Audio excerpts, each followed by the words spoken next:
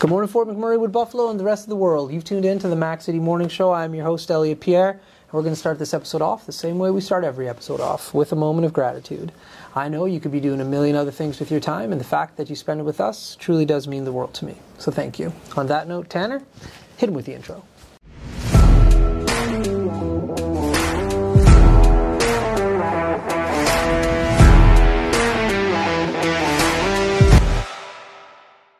How's it going, you guys? It's Jake White, JJW, coming at you from Norrell Toyota in Fort McMurray. Just wanted to say hi and come on down, check the place out.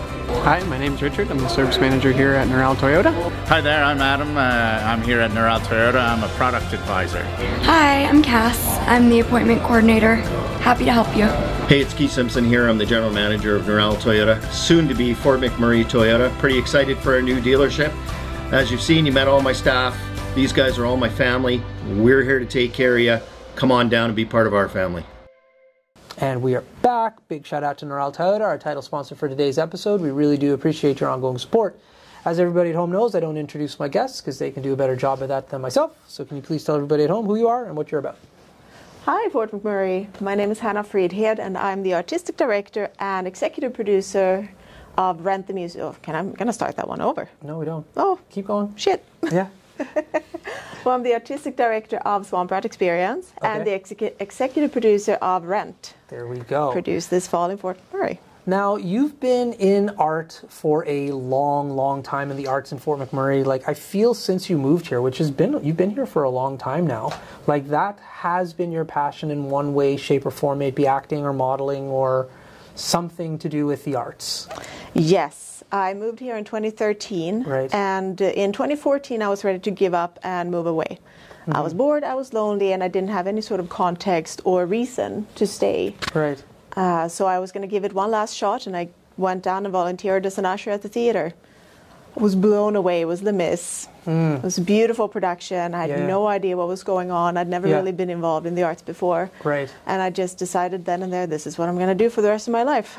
So you weren't a part of the arts at all prior to? Like, even back home, you were not? Back home in Sweden, in university, I dabbled a little bit, but theater and the arts in university was more about sitting in an office drinking beer. And doing a little production, and then we get a big party afterwards. Right. So you found your passion for everything you do here. Yes. Crazy. I would have never have guessed that because you are so passionate about it. I love it. Wow. Okay, so what was your first acting role here in McMurray? I played Belle in A Christmas Carol. Oh, nice. Back in 2014, and then I came back 3 years later in 2017 and played Mrs. Cratchit. Okay. In A Christmas Carol. Just like moving through the different roles? No, getting older. Yeah. So you have a production, I don't even know what to really call it. Like a theater company. A theater company. So I'm very excited to talk to you about this because I've never had an opportunity to ask anybody this really before, but I don't understand what a theater company is. Whew. So we do theater. Yes. We are a non-profit organization. Yeah.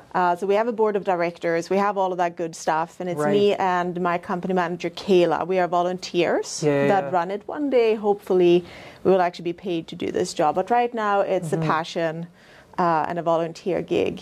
And what we do is basically create opportunities, productions, workshops, master classes in the performing arts. Right. So it's not just theater. It can be anything that is involving theater. It can be, physical performances, comedy, stand-up, theater creation.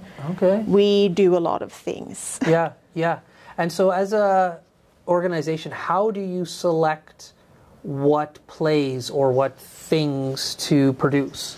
It's a little combination of a lot of things. Yeah. For example, Rent, that we're doing this fall, was two very, very passionate artists in town came to me and said, we want to do Rent. Okay. It's a huge production. It's going to take a long time. It costs a lot of money and be quite difficult to produce. Are you in? Yes. 100 times yes. Yeah. And they had not only a vision of creating Rent in Wood Buffalo, but they had a vision as to why and what they were hoping to accomplish with this. It was not just, we want to put Rent on stage, have people sing prettily and then dance off, but they wanted to engage the 2S LGBTQIA community. They wanted to engage new artists that hadn't performed before, like create an environment that was inclusive and that was fun and that invited people who might have wanted to dabble, might have wanted to sing, but felt very scared about the audition process, not quite knowing, am I good enough to do this? Can I do this? I've never taken singing lessons.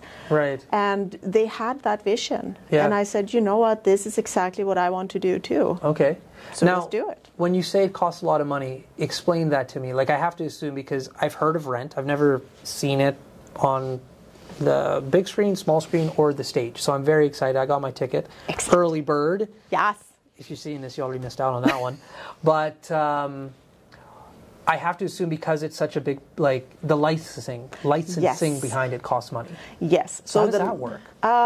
It's a process. Okay. It's a process, and there's a lot of steps that needs to fall into place and get done for the next step, or even simultaneous steps to happen. Yeah. So the first thing you have to do is make sure that the rights are available and that you can actually purchase the license. And the license alone for Rent is about 10,000 Canadian dollars. Wow. That's not including the tracks. That's not including the scripts themselves. I had a box a couple weeks ago delivered to my house, 50 pounds of scripts.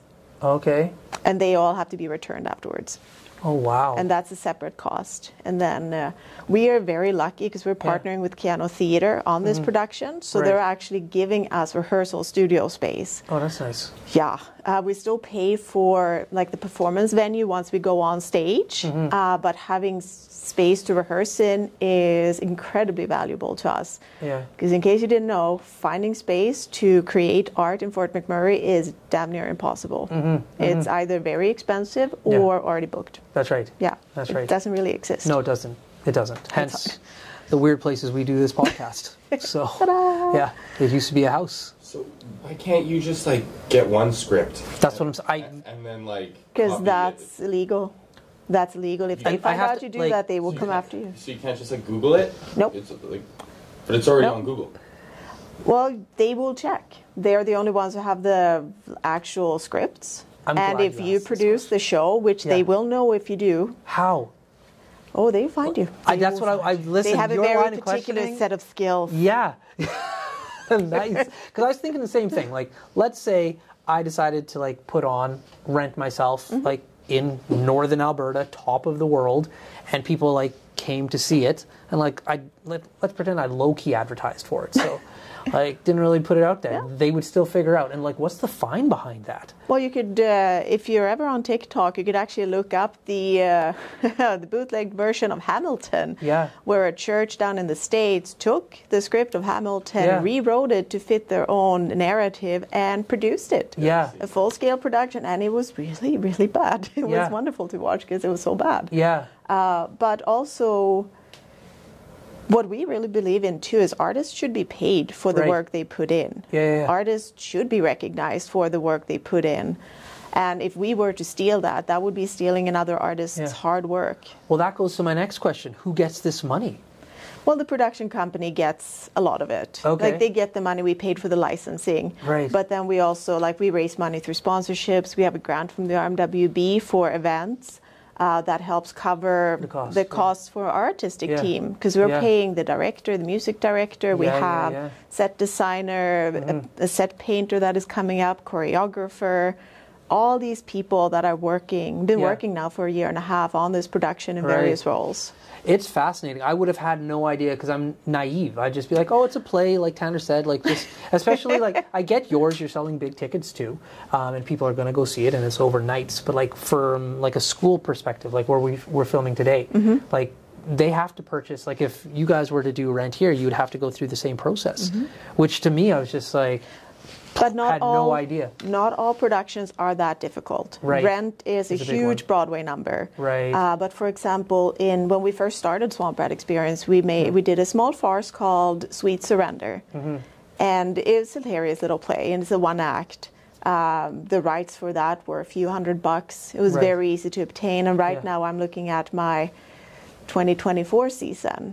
So I'm actually talking directly to a playwright with a script that is fairly famous. But that you just email him directly and say, hey, this is what we're hoping to do with your show. This is how many people we're anticipating for these many dates. Would you be okay with that? Okay. So it's very different processes. Interesting. Very different. Some are very difficult, some are quite easy. Yeah. Interesting. Yeah. On that note, Tanner flashes fingers. That means I'm going to throw to an ad from Carrie from Patchouli Rose. Take it away. Hi, it's Carrie with Patchouli Rose Herbal Apothecary.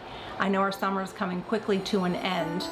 And during the summer, we always think of applying our sunscreen. But sunscreen is a product that we should be using every day of the year to protect our skin against harmful UVA and UVB rays, also against premature aging. I have a product called Dandelion Harvest, which is moisturizing, anti-inflammatory, and is great for anti-aging. You can use this every day of the year, and it's very moisturizing. If you want to check this product and any of my other products out, please go to patchoulirose.com. And we are back. Okay, how did you come up with the name Swamp Rat? So, as you might have known, there was a pandemic. And during the pandemic, I had a baby, right? Yeah. So this little bump in the road. Yeah. When? Yeah. Who? Yeah. But during the pandemic, me and my partner got bored. So we spent a lot of time watching MASH. I'd never seen MASH. And I kept hearing about how the final episode of MASH was the most brilliant way to end a series of all time. And I said, well, I can't watch the final episode of anything until I watch the full thing. So we sat down and watched the entirety of MASH. How many episodes is that? It's 9 seasons. Jeez. And like big seasons. Yeah. That was back when it was good. like 26. Yeah, Tanner's going to look it up. But was okay, so you awesome. watch all of this. We watched all of it. That sounds like torture to me. When I was a kid, MASH would be on, but I was like this was not engaging to a child. Exactly. So I don't have any fond memories of MASH. No offense to anybody who likes it. It's just I was like 6 or 7. It wasn't my thing. And I watched it in my mid-30s. Yeah. I loved it. It was good? It was really good. Okay. It was really good. It was fascinating watching the production change from the early seasons to what it was in the final episode. Very different shows, Right. but both very good in their own way. Yeah. And very much told a story of the time it was made, which was even more fascinating. But anyways, we watched a lot of MASH. Yeah. And we're already... 56 episodes. Of 256? Yeah. Whoo, you put in work. The pandemic was a long, boring time. It was a long, enough. boring time. Fair enough. Yes. We already have a bit of a Hawaiian shirt collection Yeah. between the two of us. So when we had our son, I was looking for things to do, and we were throwing our ideas around, but maybe we should just start our own theater company. That could be fun. We're just going to do little small fun productions Yeah. here and there. That blew up, Yeah. became very big. But anyways, we're talking about what should we name it? Yeah. What should it be? And we were toying around the swamp, where they were staying in the swamp in MASH, and swamp rats, and, because that's quite Canadian. Yeah. And I suggested Swamp Rat Theater. Yeah. And he's like, no. We're not a theater. We're an experience. Yes. Listen. Yes, we are. Yeah.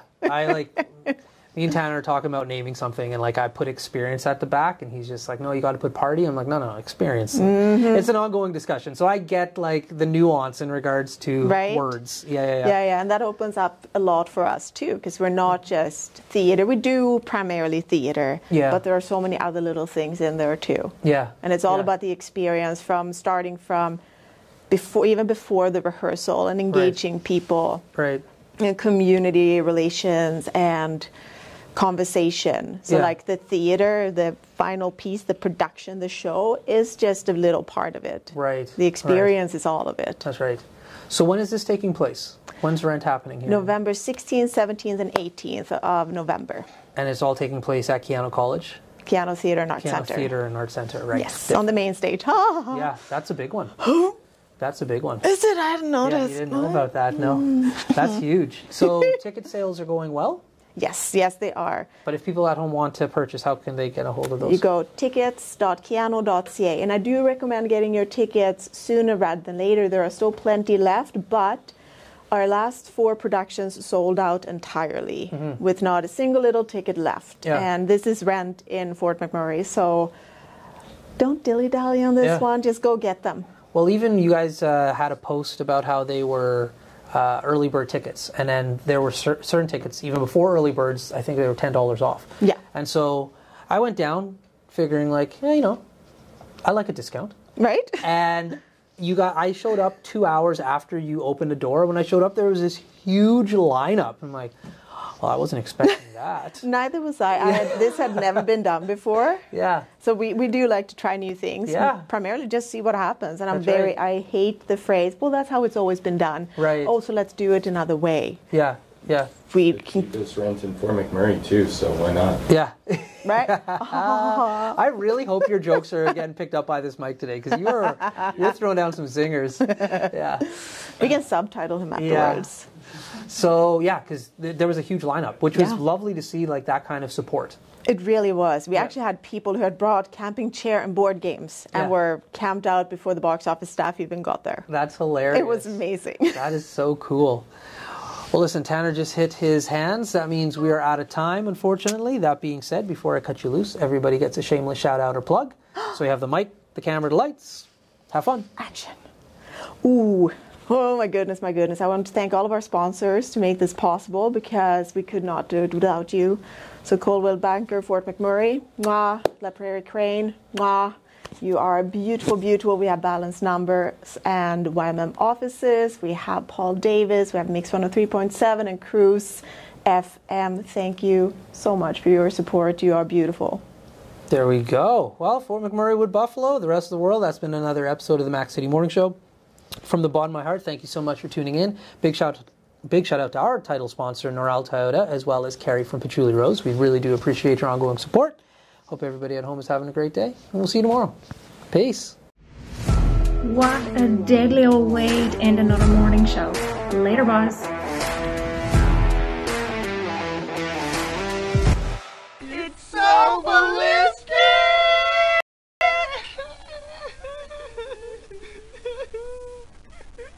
Talk about quenching your ugly thirst.